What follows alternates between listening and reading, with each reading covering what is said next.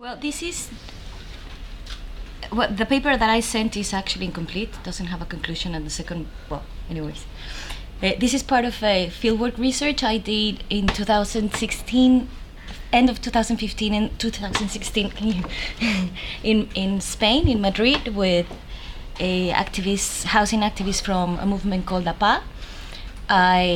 I work very close with them, following how they managed and negotiated their mortgage loans and how they participated in social activism, etc. But then I became quite interested in seeing how this translated into processes of homemaking and home unmaking in relation to evictions or the threat of eviction. So because Jaime is going to present a whole context of the financialization of housing in Spain, I'm going to skip that part in my paper because he's going to provide with a context that I already have, so I'm not going to repeat. So basically what I'm interested in is in analyze home within a process of destruction, considering that home and homemaking entail a combination of social relations, identities, and materialities that are interconnected through affective links in a space called home. So I ask what happens when these components are affected or damaged? What happens when home is unmade? Because in the literature of evictions, and there has been a focus on the political economy of it, or the sort of the psychological effects that eviction have, but very few people have focused on the effects that this has had on the materialities of home and on processes of social making and unmaking of home. So I understand home unmaking.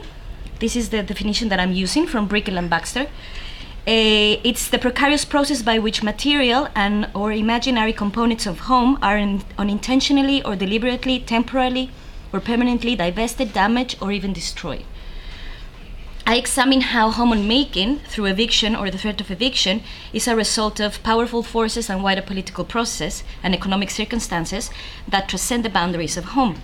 But at the same time, I'm interested in seeing how this unmaking of home is entangled with the materialities of it. So for this, I follow sort of like an action network theory, I'm not following the whole methodology, but I'm based on an actor network theory, and analyze the ways in which women and non-human entities, like the parts of a home or a building, the infrastructures, are entangled in the process of home unmaking. By paying attention to the objects and material aspects within homes, I do not claim that objects do things instead of human actors, as Latour argues, but I show how things have the capacity to make other people's act. I question whether the materials in decay or malfunctioning or deterioration of home make a difference in the course of women's actions while struggling for housing rights in times of austerity and structural inequality. By looking at the entanglement between humans and non-humans, I aim to show how objects that were invisible suddenly appear and become mediators in the unmaking and remaking of home.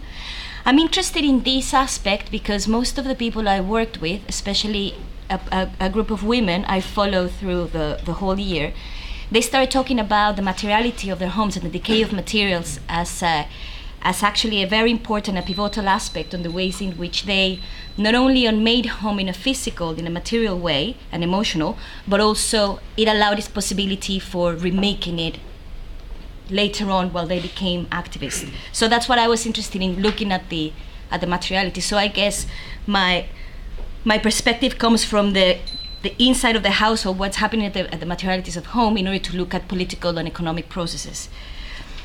So regardless of the negative implications that home unmaking might have, if we follow this definition, it includes a possibility for its remaking. I argue that the unmaking of home reconfigures women's personhood in political ways through resistant practices like acts of non-compliance or non-payment, the negotiations with bailiffs, bank employers, state courts, and other institutions.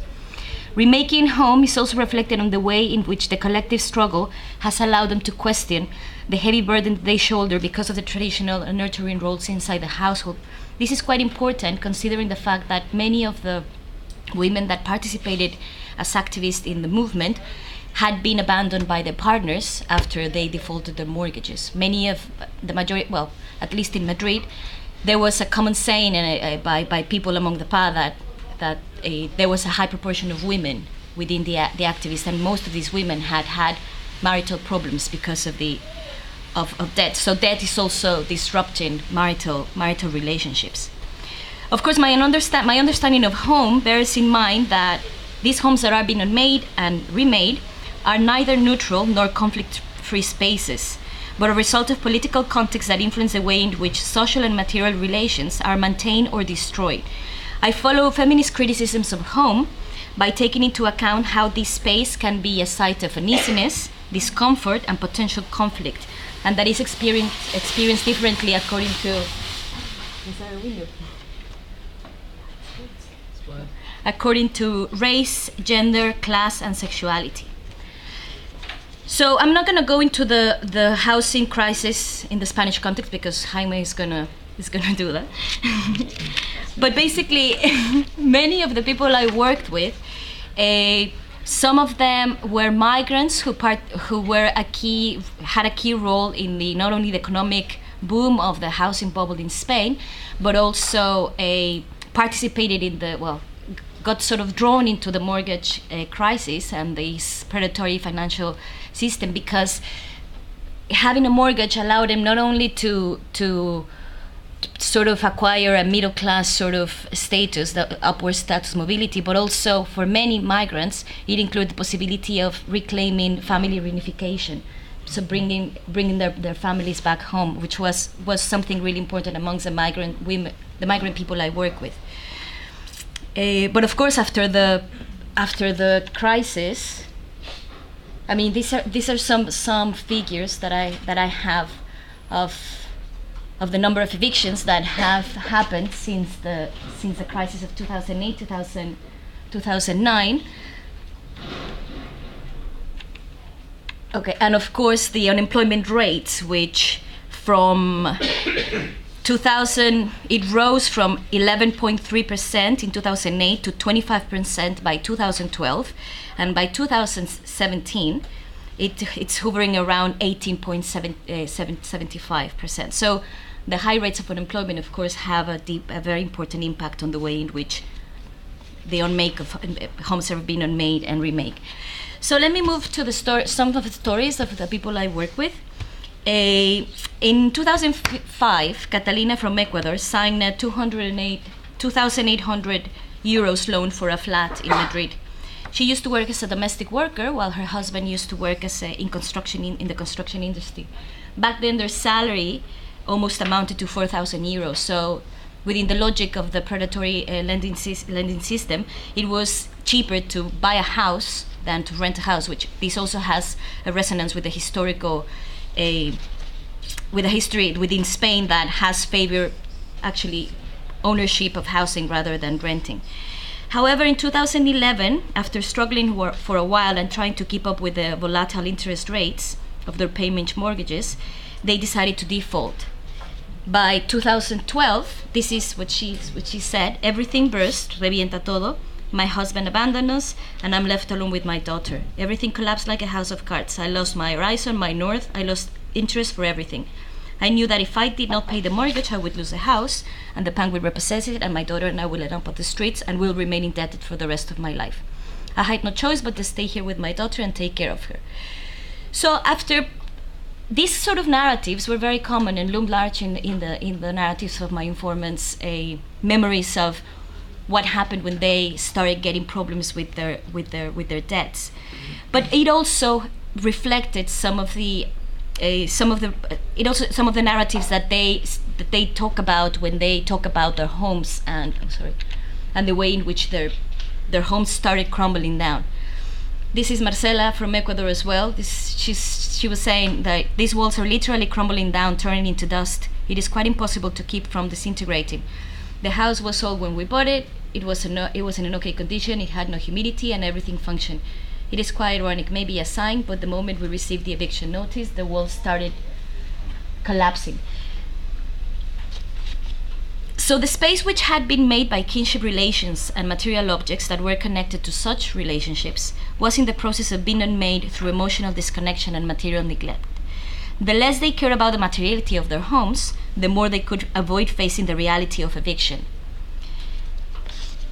sometimes, I mean, they talk about a lot of of material objects and wanting to fix objects, but finding it really impossible to actually do it.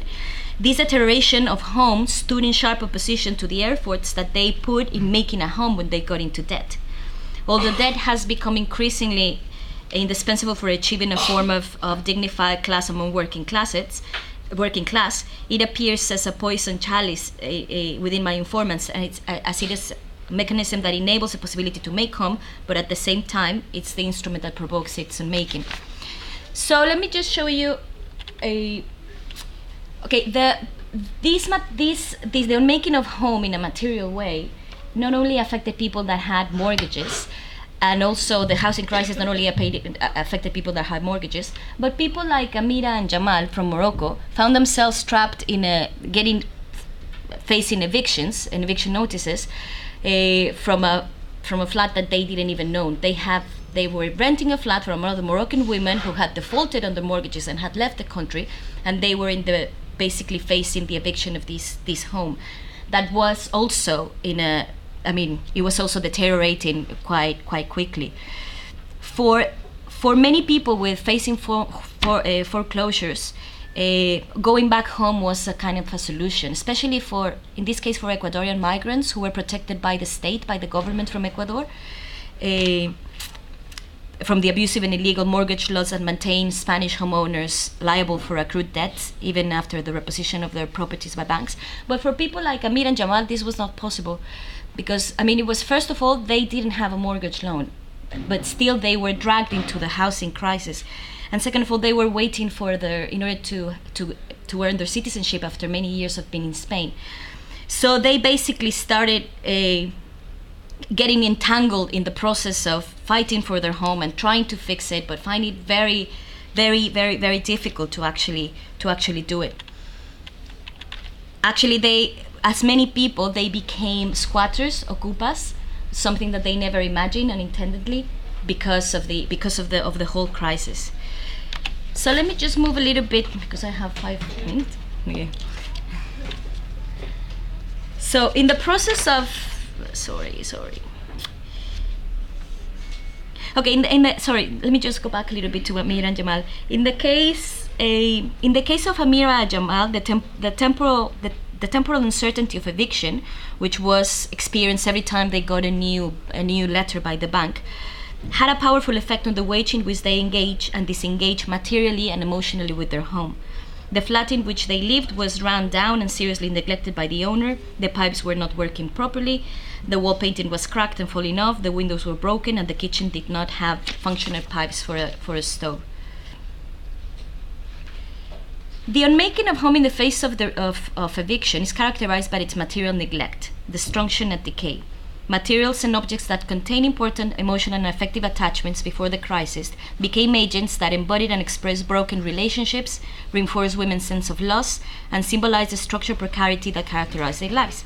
However, this unmaking, as I have told you, allows for the remaking of home in a material, social, and political ways.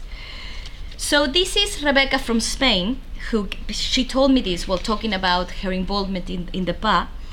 And she says, okay, I decided I had two options: either wait at home scared, lonely, and hopeless to be forcefully evicted, or do something in the meantime. It might not work, I might get evicted in the near future, but at least I feel that I am fighting and resisting. I have recuperated a bit of trust and hope in myself.